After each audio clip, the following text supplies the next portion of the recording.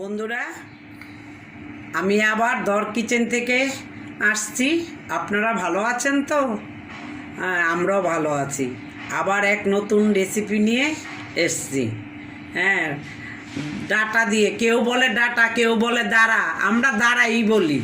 হ্যাঁ, দাঁড়া দিয়ে চিংড়ি মাছ দিয়ে রান্না করে দেখাবো। আপনারা তো মালাইকারি বা অন্য কিছু খান, আজকে ডাটা দিয়ে মানে ঘরোয়াভাবে আপনারা খেয়ে দেখুন। আজকে রান্না করছি। আমি কড়াইতে তেল দিয়ে দিয়েছি, তেল হয়ে এসছে, এবার রান্না আরম্ভ করব। হ্যাঁ, প্রথম আমি 2টা তেজপাতা দিয়ে দিব, তারপরে আমি কালো জিরে দিয়ে দিব। কালো জিরে দিয়ে দিব। জিরা দিলেও একটু ভালো হয়, আর জিরা দিলেও একটু ভালো হয়। একটু অল্প একটু জিরেও দিয়ে দিচ্ছি, অল্প একটু জিরাও দিয়ে দিলাম, মানে রাসটা বাড়িয়ে দিলাম।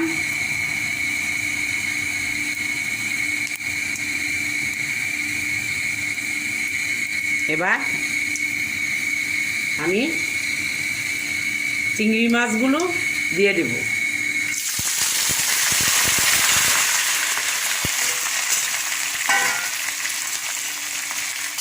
চিংড়ি মাছগুলো দিয়ে দিব। এবার নুন দিয়ে দিব, আন্দাজ মতো নুন দিয়ে দেব, লাগলে পরে আবার দেব। আমি একবারেই সব দিব। হলুদ দিয়ে দিব, 2 চামচ হলুদ দিয়ে দিলাম। এটার মধ্যে একটু হলুদ লাগে। তারপরে আমি পেঁয়াজ বাটাটা দিয়ে দিলাম। পেঁয়াজ বাটা টেবিল চামচের 2.5 চামচ আমি দিয়ে দিলাম। এর মধ্যে পেঁয়াজ বাটাও একটু বেশি লাগে। পেঁয়াজটা হতে থাকুক, একটু কষতে থাকুক পেঁয়াজটা।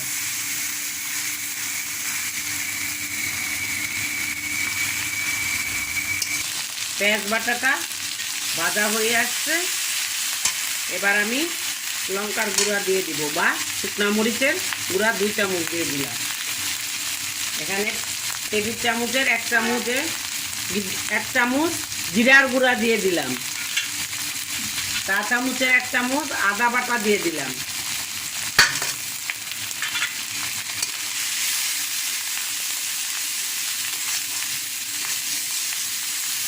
মনে হচ্ছে হলুদটা একটু লাগবে,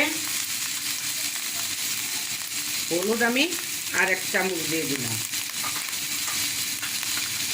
এবার ডাটাগুলি দিয়ে দিব।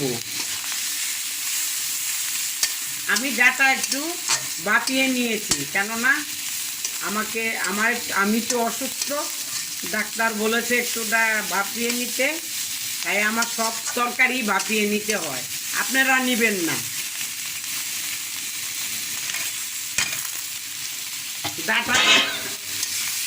ডাটা দিয়ে দিলাম, তার সাথে অল্প একটু জলও দিয়ে দিলাম।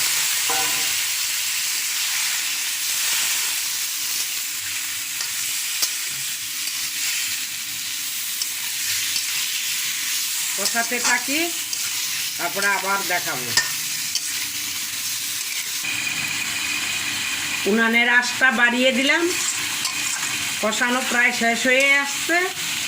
এটার মধ্যে আপনারা আলু দিলেও পারেন, পাতলা পাতলা করে, আবার টমেটো দিলেও পারেন। আলুটা আমার মনে ছিল না, আর টমেটোটা আমার ঘরে একটু কমই খায়, তার জন্য আমি দিইনি। একদম যে না খায় তা না, কম।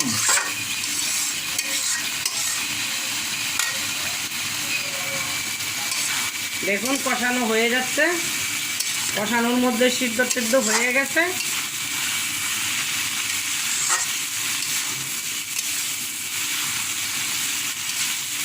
এবার আমি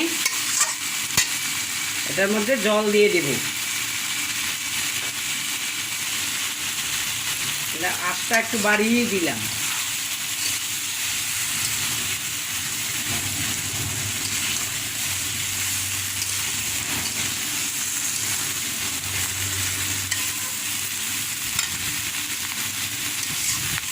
এইরকম করে রান্না করে খেয়ে দেখবেন।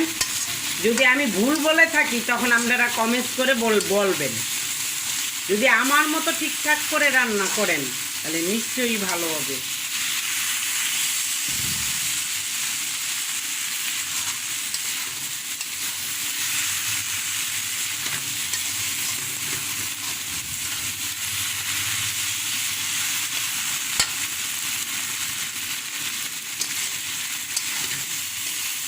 হয়ে আসছে, এবার আমি জল দিয়ে দেব, পরিমাণ মতো জল দিয়ে দেব।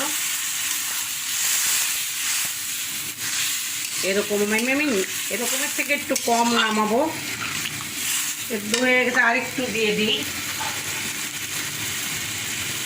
আরেকটু দিয়ে দিলাম অল্প করে। উনানের আঁচটা বাড়ানোই আছে, উতরানি আসার আগে বা বলক আসার আগে বানানোই, উনানের আঁচটা বাড়ানো থাকবে। সব কিছু আমি দেখে নিয়েছি, চেক করে নিয়েছি, ঠিকঠাক আছে। এখন আর হওয়ার পালা।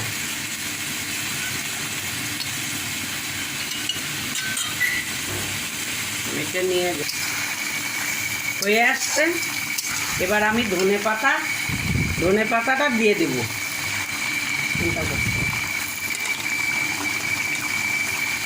ধনে পাতা একটু বেশি করেই দিয়ে দিলাম, ধনে পাতাটা একটু বেশি করেই দিয়ে দিলাম।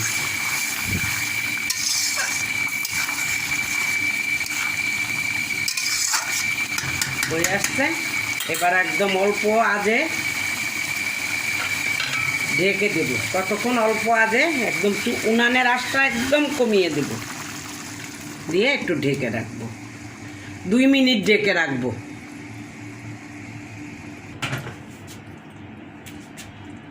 2 মিনিট হয়ে গেছে, এখন ঢাকনাটা নামিয়ে নেব। দেখুন কি সুন্দর হয়েছে, খুব একটা সুন্দর গন্ধও বেরিয়েছে। আমি দর কিচেন থেকে বললাম, আপনারা এরকমভাবে রান্না করে খাবেন। হ্যাঁ, আর আমাকে লাইক শেয়ার কমেন্টস সাবস্ক্রাইব করবেন, অবশ্যই কিন্তু করবেন। আপনারা দেখবেন, খাবেন রান্না করে। হ্যাঁ, দর কিচেন থেকে বললাম, আবার দর কিচেন থেকে আরেকদিন নতুন কোনো রেসিপি নিয়ে আপনাদের সামনে হাজির হব। ততদিন আপনারা ভালো থাকবেন, ধন্যবাদ।